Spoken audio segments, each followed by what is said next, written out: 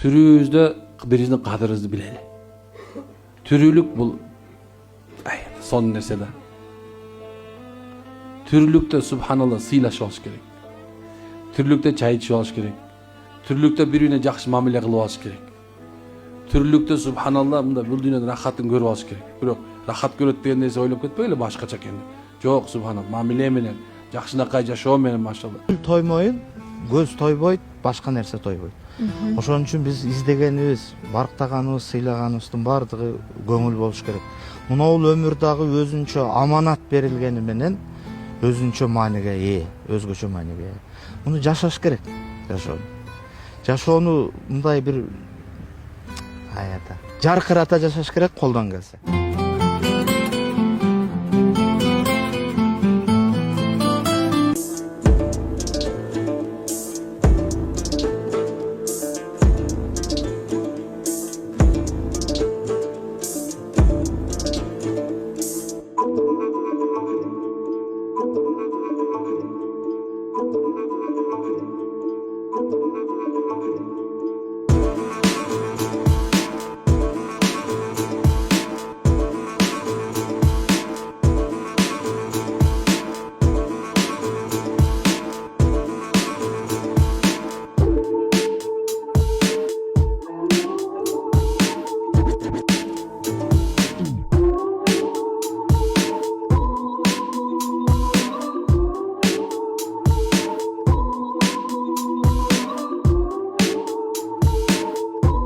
Ерлаником, алган батаң кабыл болсун.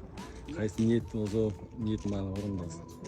Кылган батаң кабыл болсун. Алла Таала сен сага үйдөөңө, бала чакаңа экинен жакшылык берсин, экинен жаман сактасын. Баары бол, эчтекеден кем болбок, башыңа бак кетпесин, казыңа ат кетпесин. Кудай буйрса, иншалла, имки жылы эгиш болуп, Тоғда булак чабайлы иншалла.